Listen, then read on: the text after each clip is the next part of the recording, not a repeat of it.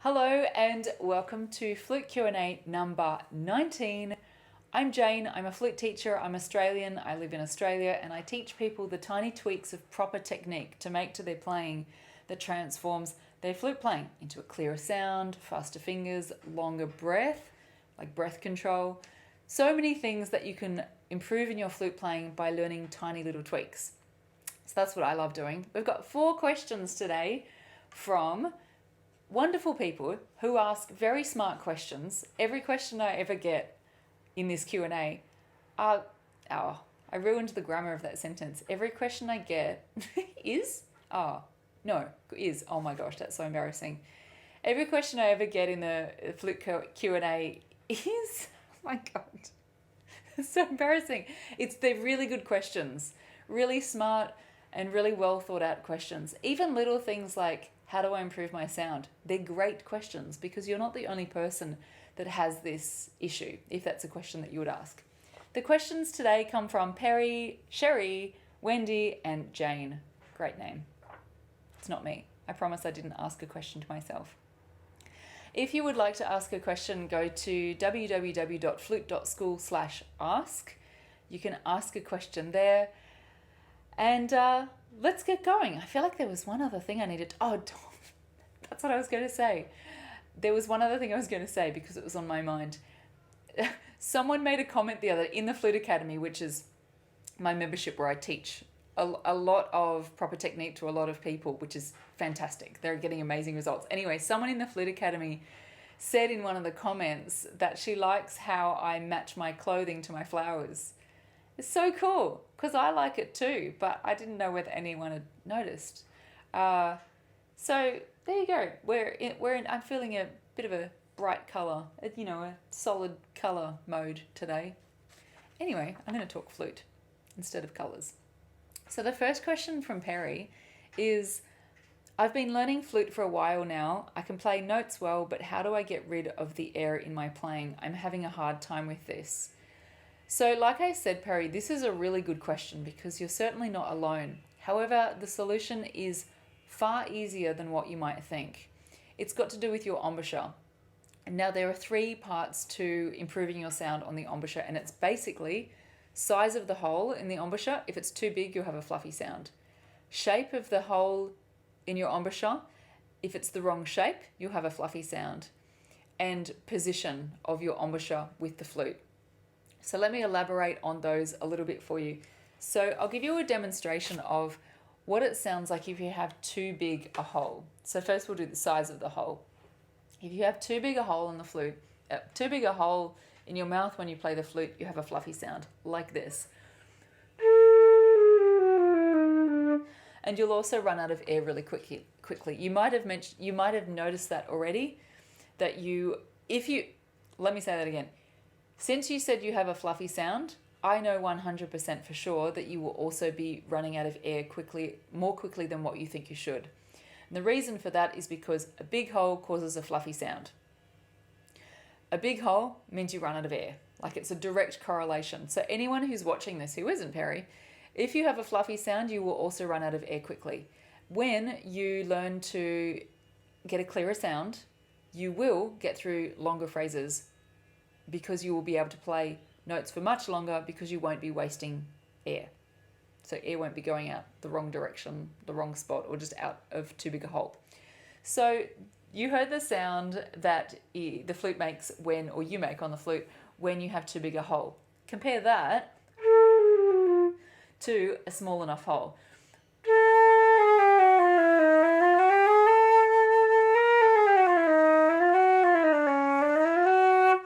And you heard how long I played for then, and I didn't even breathe in because I was talking. I just played from like a normal, like a half full lungs, and that is how long I could play compared to the one before where it was just a few seconds. Now, you might be tempted to go, okay, cool, I need a smaller hole in my mouth, let's squeeze my hole shut. That sounds weird. Squeeze the hole in my mouth closed. Now, it doesn't work like that because if you have too much tension in your mouth, you'll fatigue and you won't be able to play the flute properly. It's a gradual process of closing up the hole in your mouth. You can get instant clarity in your sound, more clarity in your sound by ever so slightly closing your mouth. Think of it as closing rather than squeezing. And then when you close, then the next day you do a little bit more close and a little bit more close. And over time, so over days and a couple of weeks, you will significantly improve your tone if you do it the right way. I've got a resource for you in a second, Perry. I'll tell you about that in a second. The second thing that causes a fluffy sound, tone, I was going to say sound or tone, is the shape of your embouchure. So the shape of the hole and the shape of your mouth when you're playing. I don't mean the shape that you're born with, I mean the shape that you form, which is called your embouchure when you play the flute. Now, if you have too wide a mouth, so either because you're pulling these back like this, pulling the corners back and it's like tight like this. Hear how that's a fluffy sound? I'm also going to be running out of air because I'm wasting air. The hole is way too long and like a wide hole. Compare that to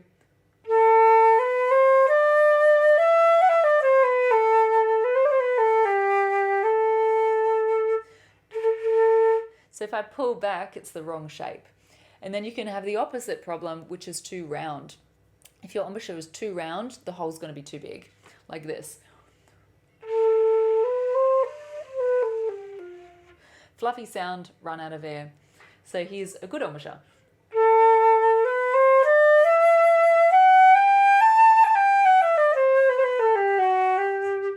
So that was a good embouchure, and again, I forgot to breathe in because I was talking, but it was still much longer, a longer breath than if the hole is too pulled back or it's too round. Now, the third thing that affects your sound is the position. So it's either the position that you put the flute on here. So if you have it slightly too low, I can't play high, and it's a fluffy sound. If you have it too high, like this,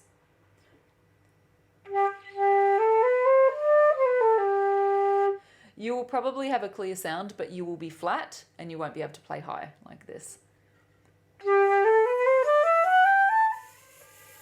You kind of just get stuck. That's because the flute was too high and you end up rolling in, which makes it flat. Now, the other position that can make a difference is the not only the position of the flute on your mouth, but the direction of the air stream. So if you're not blowing in exactly the right direction, and I'm talking like minuscule amounts of accuracy here, if you're not blowing in exactly the right direction, you won't be able to get a clear sound and you'll struggle with high notes and you'll be running out of air. So that resource, Perry, if you haven't already done the free 3-day mini course to instantly improve your tone, I totally suggest you do it. So you can grab it at www.flute.school/free, and I'll put a link below your question as well. Anyone who's watching this, you're welcome to go and do this 3-day mini course. Each day it's like a 5 to 10 minute lesson each day, and it basically elaborates on what I was just talking about then. And it gives you little tiny bits of homework, and it gets you an embouchure that is good so that you instantly improve your sound. And then you just keep playing with that embouchure and you will get better over days and weeks. So there you go. Help yourself to that free mini course because it's great. It really does what it's supposed to do, which is instantly improve your sound. Okay. The next question comes from Sheri. Or Sheri, I always forget. Sorry. I just purchased an Azumi 3, so that's a brand of flute. Since it's silver, I'm struggling with finding the exact right place for the head joint in terms of how much to pull it out and the alignment with the keys. How can I easily figure out the placement of the head joint? Fantastic question. Okay, so there's 2 parts to this question. You would like to know how much to pull it out, and you would like to know the alignment, as in which way this is, alignment with the keys. So let's do the first one first. So how much to pull out? So I think you meant, when you said since it's silver, I think what you meant is, for anyone watching this, if you have a solid silver head joint, the metal that is used between, hang on, let me try that again. See how you've got the head joint sticking out here? The color of this metal on a solid silver head joint is the same as the color of the metal that sticks into the flute. If you've got a plated flute, plated in anything, whether it's silver or nickel silver or whatever, the head joint will be silver up until the point where it goes into the flute, and then it's not coated anymore and it's a different color, like a browny, grey, greeny color, hopefully not green, that goes into the flute. So that's one of the ways that you can tell that it's a silver head joint, is it's the same color. And I think Sheri is having trouble knowing where to put the flute, how far to put it in, because you can't really tell. Okay, so knowing how far to pull your flute out is dependent on two things: temperature and the tuning of other people that you're playing with. Flutes are designed to be in tune when they're pulled out a bit. Now, hang on, just ignore my hand then. That didn't mean anything. Listen to these words. Flutes are designed to be in tune when they're pulled out a bit. Now, what does that a bit mean? So that is where it depends on the temperature of the day and who else you're playing with and their intonation and their tuning. Actually, their tuning. So I would, on a regular day, I would start with my flute pulled out. You can't really see because it's a solid silver head joint, but it's pulled out about that much. Now, that much, there you go. But it that is dependent slightly on the brand of your flute as well. So I'm not sure on the way that Azumis are tuned, but for this is a Muramatsu, that's where I need to start to have my Muramatsu generally in tune. However, on a really hot day, you're going to be sharp. So you will need to pull out your flute more than what you would on a non-hot day. Conversely, and I remember this from when I went to school, like when I was 15, 16, going to high school, concert band rehearsal before school, in the morning, freezing, not literally freezing, it wasn't snowing, but it was cold. We would be flat. The whole band would be flat, so we would have to push in more than usual. However, I've never been in a situation, and this might give you some insight, Sheri, and anyone else watching this, into how much you push in. I have never been in a situation ever where it has been, the temperature has made it so flat that I need to push all the way in. Never ever have I had to push all the way in. So that gives you a little bit of guidance about just how small the amounts are that you pull out and push in. So it's all within the range of definitely a centimetre for those of you who speak Imperial. Definitely never more than half an inch or maybe a third of an inch, never more than that. So it's within that kind of range. Okay, so that's part one, which is the temperature making a difference to how far you pull it out. The other thing that makes a difference to how far you pull it out is who you're playing with. So generally speaking, we are tuned to A440. That's quite standard in the music world. I won't elaborate what this A440 means now, but if you get out a tuner and you have your tuner set to 440, so A440, I should elaborate. Okay, A, when you play this A,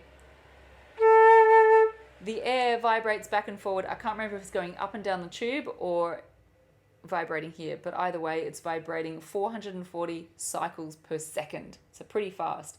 If you played that A on a piano, the string is vibrating back and forward 440 cycles. So that's one, that's two, 440 times a second. That's what makes it 440. Now, that's a lot per second. Some orchestras tune themselves to 441. So it's 441 cycles per second.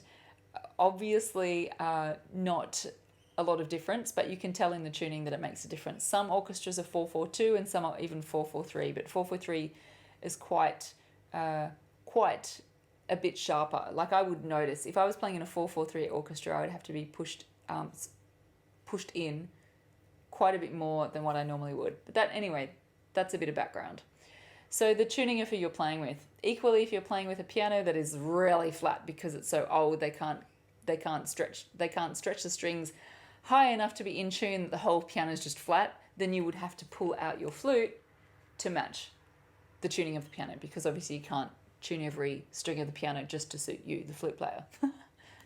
Okay, so now the other part of your question was alignment with the keys. So,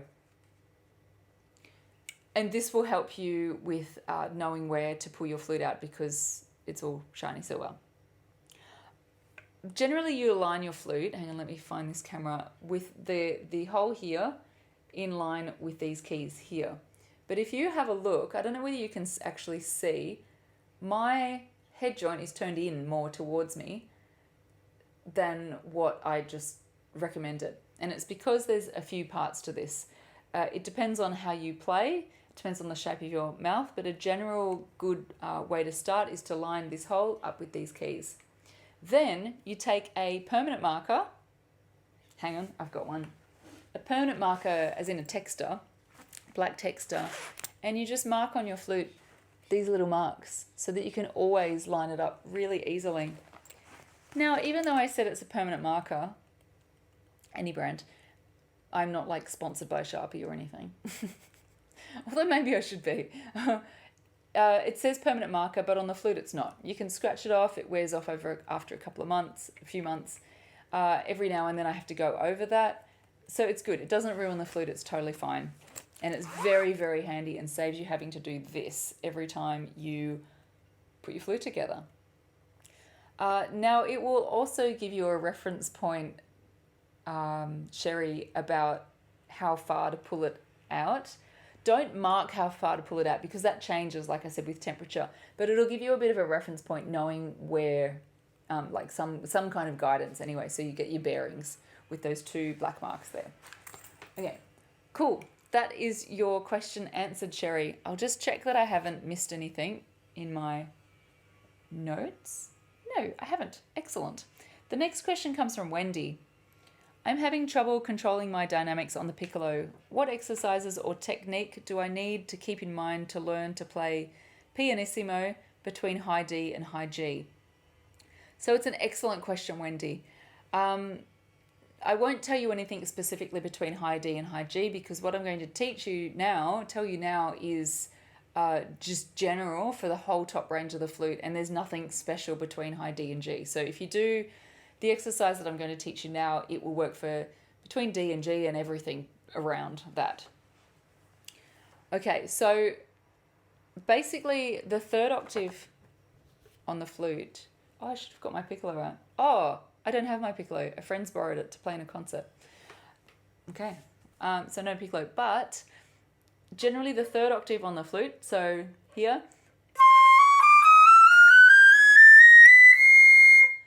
If you can get that under control so that you are relaxed, you have a clear sound, and you don't need to put in effort, you feel quite tension-free when you play and you have a clear sound. If you can get your high notes to that stage on the flute, that directly transfers onto piccolo.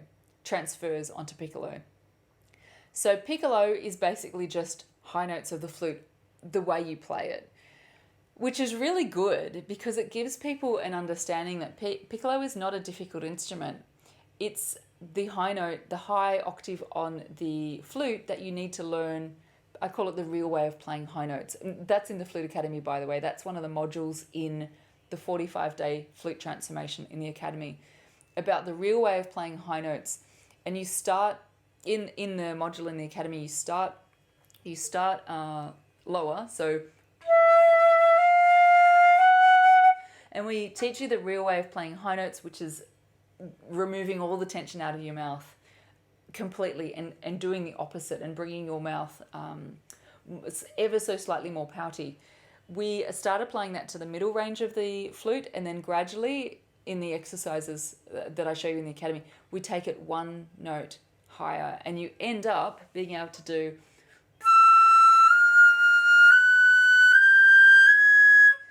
with ease. Clarity and ease, and that is what you want to transfer over onto the piccolo. And the reason that is good news is because sometimes piccolo can be fatiguing, because when you play the flute, you're not supposed to fatigue. You're supposed to have so little tension in your mouth that you don't fatigue. And luckily I don't fatigue when I play, which is great. You can just keep playing on and on.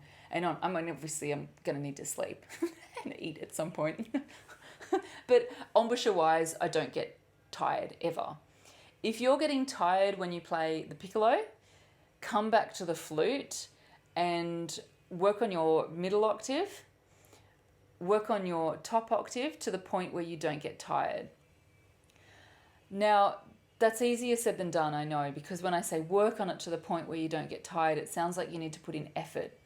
But you need to take away the effort. I'd love to elaborate here, but honestly, it's a whole module. There's like 5 lessons or something in the Flute Academy on the proper way of playing high notes. Like, it's quite intricate. The exercise, the concept is quite intricate, but basically tension out and more relaxed, ever so slightly pouty for the high notes. Now, there is a specific exercise that I'm going to show you now. And the reason that I did that whole little spiel about the real way of playing high notes, because that is the foundation to be able to do this exercise properly. You can do this exercise and it will help you. And if you have tension, it will still help you, but you'll still be getting tired. So you just got to be careful to keep that tension out of your mouth. Okay, so the exercise is, I think of it like in blocks. So what I want you to do is on the flute, you can do this on piccolo too, but flute is kinda on your mouth if you've been getting tired, and it's kinda on your neighbor's ears or your own ears. It's not as loud or as high. So let's take D for example, or E. So what I would like you to do is play an E and then do the whole E softer, slightly softer. Oh, not like that. Then slightly softer, slightly softer, slightly softer. And think of it in blocks, and the blocks are getting smaller and smaller and smaller.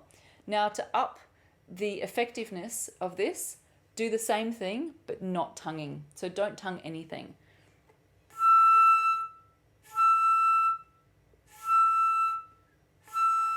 This is really good, really effective at clarifying or clearing up the quality of your tone on your high notes, which is the same on piccolo. So you can do this on piccolo too, but I'll demonstrate it on flute, and I always practice this kind of stuff on flute and then just do it a bit on piccolo.